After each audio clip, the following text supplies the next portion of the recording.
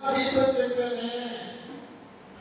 ఒక ఆయన వస్తాడు, ఆయన చెప్పులు వారు ఇవ్వడానికి కూడా నేను యోగ్యుడే కాదు, నేను నీళ్ళలో బాప్తిజం ఇస్తున్నాను, నేను వారు మనస్సు నిమిత్తము సాక్ష్యాలతో బాప్తిజం ఇస్తున్నాను, మీరు ఫలించాలి, లేకపోతే గొడ్డలి చెట్టు ఉంచబడిపోయినది, సర్వ సంతానమా వారు మనస్సుకు తగిన ఫలాలు లేకుండానే మీరు బాప్తిజం పొందుతున్నారా, జాగ్రత్త, చాట ఆయన చేతిలో ఉన్నది పుట్టును చీలిక అగ్గిలో చేసినట్టుగా వేస్తాడు. ఎన్ని చెప్పి ఆయన రెండవ రోజు చూసేసరికి యేసయ్య రానే వస్తున్నాడు. మహా సంతోషం వేసింది ఆయనకు. కానీ ఇక్కడ ఒక ప్రశ్న,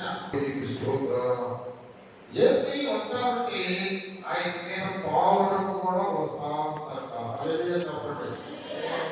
దేవుడు యోహానుతో చెప్పాడంట, ఆత్మ పావురం రూపంలో ఎవరి మీదైతే ఉండటం చూస్తారో ఆయనే పాపం మోసుకుపోయే దేవుని గొర్రె పిల్ల అని దేవుడు చెప్పాడంట యోహానికి. యేసయ్య వస్తా ఉండగా ఆయన పైన పావురము కనబడతా ఉన్నది యోహానికి. వెంటనే అన్నాడు, అయితే ఈయన మెస్సయ్య, ఈయన ఒక పాపములను మోసుకొని పోయే దేవుని గొర్రె పిల్ల, విమోచకుడు అని చెప్పి పెద్దగా కేకలు వేసాడన్నమాట. ఇదిగో లోక పాపములు మోసుకొని పోయి దేవుని గొర్రె పిల్ల. ఇంకొక ప్రశ్న నేను మీకు వేయబోతా ఉన్నా, జాగ్రత్తగా చెప్పాలి. ఈసారి గల్లా మరియమ్మ తల్లి చెప్పుద్ది, లోక పాపములు మోసుకొని పోయే దేవుని గొర్రె పిల్ల అంటే ఇలాంటి అందరి పాపాలు మోసుకెళ్ళిపోతాడా, కొత్తని పాపాలు మోసుకెళ్ళిపోతాడా, లేకపోతే ఎవరి పాపాలు మోసుకెళ్తాడా ఆయన చెప్తాను. 2011 కదా బాప్తిజం తీసుకుంది. ఓకే, సీనియర్ మోస్ట్ సీనియర్ అమ్మ చెప్పు, ఎవరి పాపాలు మోసుకెళ్ళిపోతాడు ఆయన? లోకంలో ఉన్నవాడు అందరి పాపాలు మోసుకెళ్ళిపోతాడా? పెట్టేసింది. సరే, వెనక ద్రాక్ష వెళ్ళిందని అమ్మ బంగారు పట్ట, నువ్వు చెప్పమ్మా, ఎవరి పాపాలు మోసుకెళ్ళిపోతాడు ఆయన? అందరి పాపాలు. ఏముంది నువ్వు చెప్తావు, ద్రాక్ష వెళ్ళి చెప్పిందా? నువ్వేం చెప్పావు? ద్రాక్ష వెళ్ళి అందరి పాపాలు మోసుకుంటాడు దేవునికి స్తోత్రం. చక్కగా చెప్పింది మా అమ్మ. వాడికి ఏం చెప్తున్నా, బాప్తిజం తీసుకున్న వాళ్ళ పాపాలందరూ మోసుకెళ్ళిపోతాడని వాడిని చెప్పి దైవంగా మీరు చెప్పండి. సీనియర్ పోస్ట్ ఆయన, ఎవరి పాపాలు మోసుకెళ్ళిపోతాడు ఆయన? దేవునికి స్తోత్రం. హల్లెలూయా. ఎవరి పాపాలు మోసుకెళ్ళిపోతాడు?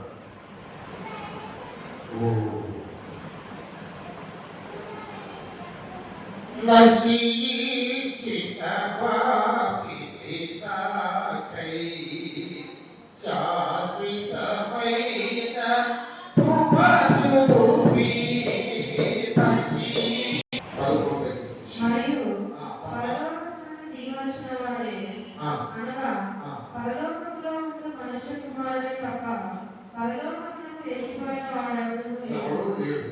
అరణ్యంలో మోషే సర్పమును ఎలాగో ఎత్తినో అలాగే విశ్వసించే ప్రతి వాడును నశింపగా ఆయన ద్వారా నిత్యజీవం పొందినట్లు మనుష్య కుమారుడు ఎత్తబడవలెను. ఇప్పుడు చూడండి నా వైపు. ఆ రోజుల్లో ఇశ్రాయేలీయులు అరణ్యంలో నడుచుకుంటూ వెళ్తుండగా వాళ్ళు మోషే మీద సనిగారు, దేవుడిని తిరుగుబాటు చేశారు, విగ్రహారాధన చేశారు, పాల్గొన్నారు, విచారించుకున్నారు. దేవుడికి కోపం వచ్చి ఏం చేశారంటే వాళ్ళ మీద పాపకరమైన సర్పాలు పంపించేశాడు. ఆ దినాల్లోనైనా ఈ దినాల్లోనే జరుగుతుంది అదే. దేవుడు నిన్న నేడు నిరంతరం ఏకరీతిగా ఉన్నాడు. సర్పాలు కలిసేసేసి ఎక్కడో అక్కడ చొప్ప కట్టాలు పడిపోయి గురుగు కాసుకుని తట్టుకుంటున్నారు. అప్పుడు ఇశ్రాయేలీయులందరూ వచ్చేసి మోషే దగ్గర వేడుకుంటారయ్యా, చచ్చిపోతున్నారయ్యా అంటారు. మోషే దేవుడు ప్రార్థన చేస్తే ఒక ఇత్తడి సర్పాన్ని ఒక కర్రకు కొట్టి పైకెత్తు, ఆ ఇత్తడి సర్పం వెంట ఎవరు తేజ్ చూస్తారో వాళ్ళ విషయం ఎక్కిపోయి బతుకుతారని చెప్పాడు. వెంటనే ఆయన ఒక ఇత్తడి సర్పాన్ని కర్ర కొట్టి పైకి ఎత్తుతాడు బాగా. చూసిన వాడు బ్రతికేరా, చూడకుండా వాళ్ళు బ్రతికేరా? ఏది చూసిన వాళ్ళే బ్రతికారు, చూడని వాళ్ళు బ్రతకరా. జాగ్రత్తగా వినండి. లోకం అంతటి కోసం ఆయన దేవుని గొర్రెలుగా బోధించబడ్డ మాట వాస్తవమే. కానీ ఇక్కడ ఇప్పుడు 16వ వచనం చదువు. దేవుడు లోకమును ఎంతో ప్రేమించాడు కాగా ఆయన తన అద్వితీయ కుమారునిగా పుట్టిన వానియందు విశ్వాసముంచు ప్రతి వాడును నశింపగా నిత్య జీవం పొందినట్లు ఆయనను అనుగ్రహించెను. ఇప్పుడు జాగ్రత్తగా వినండి. ఆ మద్రాసులోని జాగ్రత్తగా వినండి. కలవరికి జాగ్రత్తగా వినండి.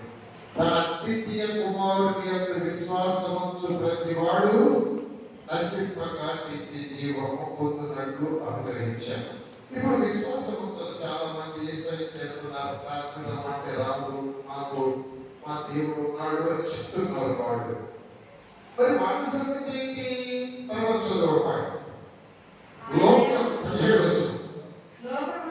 లోకము తన కుమారుని ద్వారా రక్షణ పొందుటకే గాని లోకమును తీర్పు తీర్చుటకు దేవుడు ఆయనను లోకములోనికి పంపలేదు. లోకమంతా ఆయన నమ్మి ఆయనే ప్రార్థిస్తూ ఏ విగ్రహానికి దండం పెట్టకుండా, ఏ విగ్రహానికి పూజ చేయకుండా, మరి లోక సంబంధంగా పాపం చేయకుండా దేవుని మాటలకు లోబడి పశ్చాత్తాపడి ప్రార్థన చేసేటువంటి బిడ్డలు మాత్రమే రక్షించబడతారు. ఆయనకు లోబడినటువంటి బిడ్డలు రక్షించబడరు. వాళ్ళు లెక్క చెప్పాలి. ఎలా చెప్పాలి అంటే తెలుసు అమ్మాయి ఆయన ప్రజలు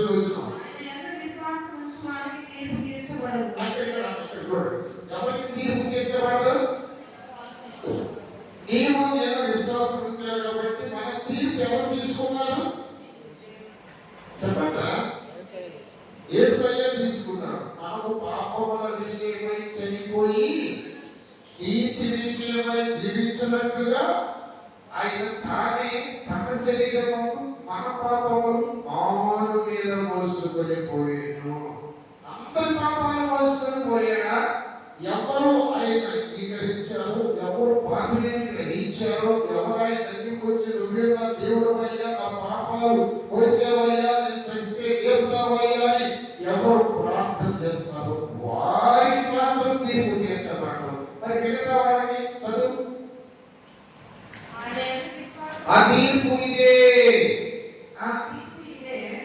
పై కూర్చోదు.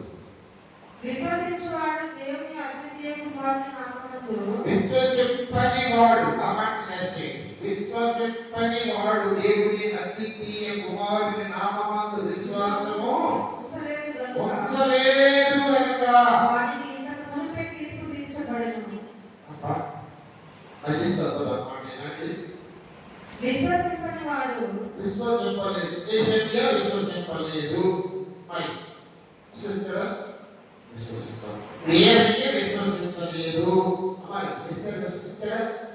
నువ్వు చెప్పించావు, నా శాతం నేను చెప్పలేదు అన్నాడు. అంటే విశ్వసించలేదంటే కదా. అలాగే చాలా మంది విశ్వసించలేదు. విశ్వసింపని వాడికి ఇప్పుడు విశ్వసింపని వాడు దేవుని అద్వితీయ కుమారుని నామమునందు విశ్వాసం ఉంచలేదు కనుక వానికి ఇంతకు మునుపే తీర్పు తీర్చబడెను. అంటే ఏంటి? అంటే ఏంటి? ఆల్రెడీ జడ్జిమెంట్ అయిపోయింది. వాడి గురించి చేసేయండి, కొట్టేశాడు. మీకు అర్థమవుతుందా? జడ్జిమెంట్ అయిపోయింది. జడ్జి తీర్పు తీర్చేశాడు. వాడిని తీసుకెళ్లి జైల్లో పెట్టండి, వాడి గురించి చేశాడు. వాడికి యావజ్జీవం వేశాడు, లేకపోతే 24 సంవత్సరాలు జైలు వేశాడు. ఆల్రెడీ జడ్జిమెంట్ అయిపోయింది. అర్థం చేసుకోండి. విశ్వసింపని వాడు దేవుని అద్వితీయ కుమారుని నామమునందు విశ్వాసం ఉంచలేదు కనుక వానికి ఇంతకు మునుపే తీర్పు తీర్చబడెను. ఆ తీర్పు ఇదే. వెలుగు లోకంలోనికి వచ్చెను గాని తమ క్రియలు చెడ్డమైనందున మనుషులు వెలుగుని ప్రేమింపక చీకటిని ప్రేమించిరి. దుష్కార్యము చేయి ప్రతివాడు వెలుగును ద్వేషించును. తన క్రియలు దుష్క్రియలుగా కనబడుతున్నట్లు వెలుగునందుకు రాడు. ఎందుకు నమ్మాడు? అతడు నమ్మితే నేను తాగుడు మానాలి, నమ్మితే నేను పాపం మానాలి, నమ్మితే నేను మోసం మానాలి, నేను రాను, నేను తాగాలి, నేను తిరగాలి, నేను పాపం చేయాలి. ఎప్పటికైనా ఇంకా బ్రతికి ఉంటారు అంటే జైల్లో ఉంటారు. జైల్లో ఉన్నప్పుడు ఒకసారి ఏం చేస్తారంటే ఇండిపెండెంట్ డే, అదే ఇండిపెండెన్స్ డే, స్వాతంత్ర దినోత్సవం. స్వతంత్ర దినోత్సవం జనవరి 28వ తారీఖు వచ్చింది గణతంత్ర రిపబ్లిక్ డే, పూర్తి స్వాతంత్రం, ఇండియన్ కాన్స్టిట్యూషన్ అమలులోకి వచ్చిన రోజు రిపబ్లిక్ డే. ఆ రోజు ఏం చేస్తాడంటే పూర్తిగా కాన్స్టిట్యూషన్ వచ్చింది కాబట్టి, ఇండియాకి అధికారం వచ్చింది కాబట్టి, ఇండియా శాసనం అమలు పరుస్తున్నారు కాబట్టి, మరి మంచి ప్రవర్తనతో సన్మార్గంలో మరి గుర్తించిన వారిని శుభ సందర్భంగా వాళ్ళని విడుదల చేస్తున్నాను అంటాడు గవర్నర్. సపోర్ట్ కొట్టండి. ఇప్పుడు ఈ తీర్పు తీర్చబడిన వ్యక్తి ఎక్కడ ఉన్నారు చెప్పండి. జైల్లో ఉన్నారు. దేని కోసం ఉన్నారు? శిక్ష కోసం, యావజ్జీవం కోసం, శిక్ష కోసం ఉన్నారు. ఆల్రెడీ జడ్జిమెంట్ అయిపోయింది వాళ్ళకి. వాళ్ళ సంప్రవర్తన, వాళ్ళ బ్రతుకులు మార్చుకుంటే, వాళ్ళు ప్రభు దగ్గరికి వస్తే, ప్రభువు నమ్మితే, ప్రభు దయ చూపిస్తే వాళ్ళు బయటకు వస్తారు మన జీవనంలోకి. ఇప్పుడు చెప్పండి, యేసుక్రీస్తు ఒక పాపములు మోసుకొని పోవడానికి వచ్చేదే కానీ అందరి పాపాలు మోసుకెళ్తారా? ద్రాక్షావళి చెప్పు, పట్ల ద్రాక్షావళి చెప్పమ్మా, అందరి పాపాలు మోసుకెళ్తారా? ఎందుకొచ్చిన పాపరా ఇది? మీతో నిశ్చయంగా చెప్పుచున్నాను. మరి మిగతా వాళ్ళు కొంచెం లోపలికి మిమ్మల్ని పంపిస్తుందా? ఒకసారి ప్రకటన గ్రంథంలోకి వెళ్ళండి. ప్రకటన గ్రంథంలోకి వెళ్ళినట్టయితే మిగతా వాళ్ళ సంగతి అక్కడ రాయబడి ఉంది. ధవళ సింహాసనము తీర్పు కొట్టుకుంది అక్కడ. వినండి, 20వ అధ్యాయము 20వ అధ్యాయము 11వ వచనం. మరియు చదువుతాయి. మరియు ధవళమైన మహాసింహాసనమును దాని యందు ఆసీనుడైన ఒకరిని చూసితిని. భూమి ఆకాశములు ఆయన సముఖం నుండి పారిపోయెను. వాటికి నిలువ చోటు కనబడకపోయెను. భూమికి ఆకాశానికి ఎక్కడ లేదు నిలవడానికి. మరియు గొప్పవాడైన కొద్దివారిని మృదులైన వారందరూ ఆ సింహాసనం ఎదుట నిలబడి ఉండుట చూసితిని. అప్పుడు గ్రంథములు విప్పబడెను. మరియు జీవ గ్రంథములు వేరొక గ్రంథము విప్పబడెను. ఆ గ్రంథంలో రాయబడి ఉన్న వాటిని బట్టి తమ క్రియల చొప్పున మృతులు తీర్పు పొందిరి. సముద్రము తమలో ఉన్న మృతులను అప్పగించెను. మరణమును పాతాళ లోకమును వాటి వశమున్న మృతులను అప్పగించెను. వారిలో ప్రతి వాడు తన క్రియల చొప్పున తీర్పు పొందెను. మరణమును మృతుల లోకమును అగ్నిగుండంలో పడవేయబడెను. ఈ అగ్నిగుండము రెండవ మరణము. ఎవరి పేరైనను జీవ గ్రంథమందు రాయబడినట్టు కనబడని ఎడల వాడు అగ్నిగుండంలో పడవేయబడెను. ఇప్పుడు చెప్పండి, లోక పాపములు మోసుకోవడానికి అందరు పాపాలు మోసుకెళ్తారా? కొంత పాపాలు మోసుకెళ్తారా? ఇలాంటి ప్రేమ ఈ లోకాన ఎవరైనా చూడారా?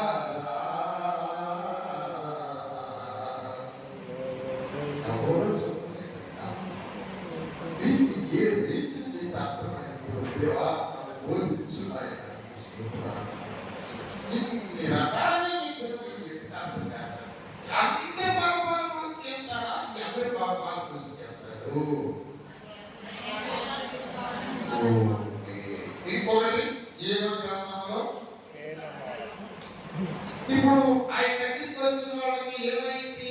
తీర్పు కొట్టివేయబడింది. రాకాళ్ళకి తీర్పు విధించబడింది. ఇప్పుడు మిమ్మల్ని ఒక అద్భుతమైన ప్రశ్న వేస్తాను, మీరు తెలియని ఇప్పుడు చెప్పండి. ఇప్పుడు ఈ ధవళ సింహాసనంలో తీర్పు దగ్గర మనం ఉంటామా?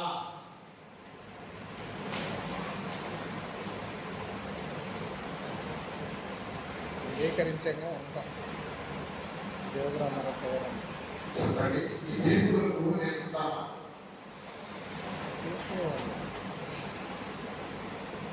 అర్థం కాలేదు అన్ని చెప్పండి, అర్థమయ్యేటట్టు చెప్తాను. ఇంతలో నా మాట విని నన్ను పంపిన విశ్వాసం ఉంచువాడు నిత్య జీవము గలవాడు. వాడు అంతా చెప్పండి. ఇప్పుడు మనం ఉంటామా ఎంతమంది ఇటువంటి లేదు. ఎందుకంటే మనం అది జాగ్రత్తగా ఏంటంటే ఇది భూలోకం, ఇదేమో హెడెస్ అంటే చచ్చిపోయే వాళ్ళు ఇటు వెళ్తారు, దేవుడు నమ్ముకున్న వాళ్ళు ఇటు వెళ్తారు, మూడవ ఆకాశంలోకి వెళ్ళిపోతారు. ఓకేనా? సరే, యేసయ్య మధ్యాకాశంలో ధవళ సింహాసనం మీద యేసయ్య గారి పరిశుద్ధ తండ్రి గారి పైన ఒక సింహాసనం వస్తా వచ్చి మధ్యాకాశం అలా నిలబడింది. ఎప్పుడైతే ఆ సింహాసనం నిలబడిందో నా వైపు చూడండి, ఈ భూమి పరిగెత్తడం మొదలుపెట్టిందంట. ఆకాశాలు నక్షత్రాలన్నీ పరిగెత్తడం మొదలుపెట్టిందంటే గురుత్వాకర్షణ శక్తి తప్పింది. అప్పుడు ఏమైంది? శత్రుడు పోయి భూమిని పొందుతున్నాడు, భూముడు పోయి నక్షత్రాన్ని పొందుతుంది, కూతురు పొందుతున్నాడు. తుప్పైపోయి అక్కడ మొత్తం పడిపోయారు. ఆయన అలాగా కూర్చొని చూస్తా ఉన్నాడు. భూమి ఆకాశం నుండి పారిపోయారు.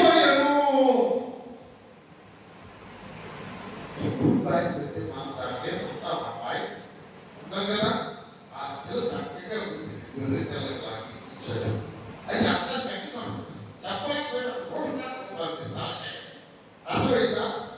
ఎవరు ఎన్ని పారిపోయినట్టు మనం వెళ్ళిపోతాము, చచ్చిపోతాం, అందరూ చచ్చిపోతాం. అయితే ఈ క్రీస్తునందుండి మృతులైన వారు ఏం చేస్తారు? వాళ్ళందరూ పరదైస్లో మూడవ ఆకాశంలో ఉంటారు. ఇది జరిగేది మధ్యాకాశంలో. ఆయన సింహాసనం కూర్చుంటే దీని పైన ఉంటాం మనం. దేవునికి స్తోత్రం, హల్లెలూయా. ఇప్పుడు ఈ చచ్చిపోయిన అందరూ లేచి వచ్చేస్తున్నారు. మోడీ గారు కూడా మోడీ వాళ్ళ బాబు వాళ్ళ తాత కూడా వస్తారు. బుష్ గారు కూడా వాళ్ళ బాబు వాళ్ళ తాత తాత కూడా వస్తారు. ఎన్టీ రామారావు గారు కూడా, ప్రభాస్ కూడా, కొద్దివారేమి గొప్పవారేమి మృతులైన వారందరూ వచ్చి చేతులు కట్టుకొని నిలబడ్డారంట సింహాసనం ముందు. గాయకులు అల్లెలు మధ్యాకాశంలో జాగ్రత్తగా వినండి. ఒక ఆయన పుస్తకం తీసుకొని నిలబడండి. ప్రారంభము అక్కడే కూర్చో. దేవునికి స్తోత్రం, హల్లెలూయా. ఈ పుస్తకం తీసుకో.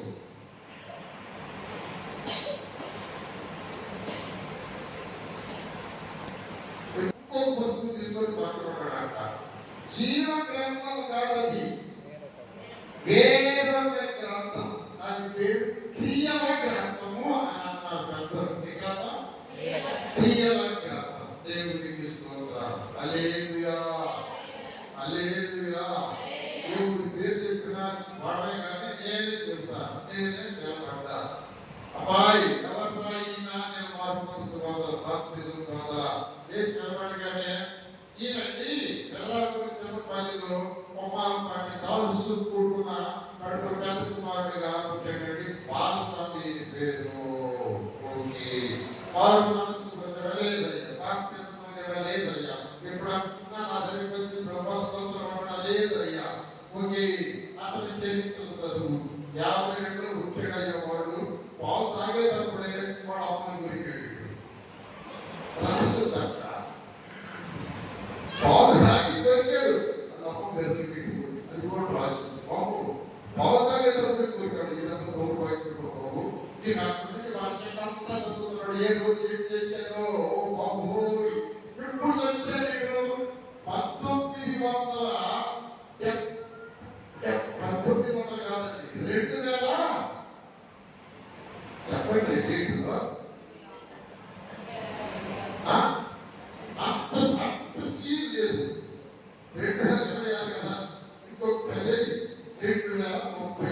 సంవత్సరం చచ్చిపోయాడు.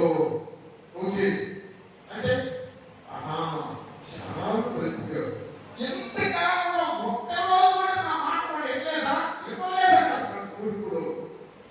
వీటికి తీసుకెళ్ళి తాను పెట్టేసేసి భయంకరమైన మరణం వాడు ఎక్కడికి వాడు వారి వారి వారి వారి క్రియవత్సవం వారికి తీర్పు జరుగుతా ఉన్నది. మన తీర్పుకి పోయింది. ఇప్పుడు చెప్తాను. ఇప్పుడు రోమా పత్రిక 8:2 చదువు చేస్తా. రోమా పత్రిక 8:2 క్రీస్తు యేసునందు జీవమునిచ్చు ఆత్మదేవము అబ్బబ్బబ్బ చదువు హల్లెలూయా. పాప మరణ ఆ జీవం అనేది నాకు లేదు. నా తండ్రి నమ్ముకున్నాను కనుక. ఎందుకు లేదంటే తర్వాత చదువు ఎట్లాగా ధర్మశాస్త్రము దేనిని చేయజాలకపోయినో దానిని దేవుడు చేశాడు. శరీరం అనుసరింపక ఆత్మను అనుసరించియే నడుచుకును మన యందు. ఆ ధర్మశాస్త్ర సంబంధమైన నీతి విధి నెరవేర్చబడవలెనని దేవుడు తన సొంత కుమారుని పాప శరీరాకారముతో పంపి ఆయన శరీరమందు పాపములను శిక్షించెను. హల్లెలూయా. ఆయన అంగీకరిస్తారంటే నా పాపములన్నిటికీ ఆల్రెడీ శిక్ష అయిపోయింది. ఎక్కడ అయిపోయింది? యేసుక్రీస్తు వారి శరీరంలో శిక్ష విధించబడ్డారు. మీ అందరి పాపాలు ఆయన శరీరంలోకి వెళ్ళిపోయినాయి. నీ పేరు రాగానే అయితే ఒక అనొచ్చు. అక్కడ ఎవరైనా ఉంటే మా ఫ్రెండ్ ఎవరైనా ఉంటాడు అనుకో, ఓసీసర్ ఉంటాడు, వాడు ఆశ్రయ వాడు చర్చిలోకి వెళ్తాడు, వాక్యం చెప్తాడు, ఇంటికి వస్తాడు, రాత్రి తాగుతాడు. వాడు ఒక ఉంటాడు అనుకో లెక్కలో. వాడు కూర్పుడు కదా, ఏం సారో దేవుడా మా ఫ్రెండ్ వాడు మాసాలను వాడి పేరు లేదు, నా పేరు ఉందేది సారా అన్నాడు అనుకో. ఒకవేళ వాడు వాడు నన్ను అంగీకరించి రక్షించబడి రక్షణ కాపాడుకున్నారా? నేను కొనుక్కుని తప్పను తాగేవు కదా, విసిపెట్టే పాపాన్ని ఇంకా పాపం చేస్తున్నావు కదా, ఇంకా ప్రకటనలాడుతున్నావు కదా, ఇంకా బూతులు జరుగుతావు కదా, భయపడ్డావా నాకు, విసిపెట్టావా దాన్ని అని అది దాకా. ఎందుకంటే రాసి ఉన్నది పక్కకి బొమ్మలు లేకపోతుంది. టీవీ అంటే దయానందం గారి ఇంటికాడ ఎక్కువ పెద్ద టీవీ అంతటి వాడు కాదు. మా భూమంత టీవీ కనపడతా ఉంటుంది. నువ్వు ఎక్కడ ఏం చేసేవారిని అందులో కనపడతా ఉంటాయి అంట. దైవికంగా నీ క్రియలు ఏమేం చేసావు, నువ్వు కూసిన కోపలు, నువ్వు చాటు పెట్టిన మాటలు, చెడులో చేసిన పనులు అన్నీ కనపడతా ఉంటాయి అంట. వాటిని బట్టి నేను చేయలేదయ్యా ఎవరికైనా చూడు అక్కడ కనపడుతుంది, చూడు ఇక్కడ రాయబడి ఉంది, ఆ గ్రంథంలో రాయబడి ఉంది, అక్కడ కనపడతా ఉంది. ఎక్కడ తీసుకుంటారు ఇంకా వారికి ఆల్రెడీ తీర్పు తెలుసబడి ఉన్నది. అమ్మలారా, ఈ భర్తల విషయంలో ఇప్పుడు నుంచే ఏడకండి. జైలుకి తీసుకెళ్తే పోలీసులు పట్టుకెళ్తే లబ్బోదీపో అంటారే. తీర్పు తెలిసిన ముందే ఆల్రెడీ తీర్పు తీర్చేసాడంట. చుట్టూ పట్టుకొని లాక్కురండి, నా మొగుడా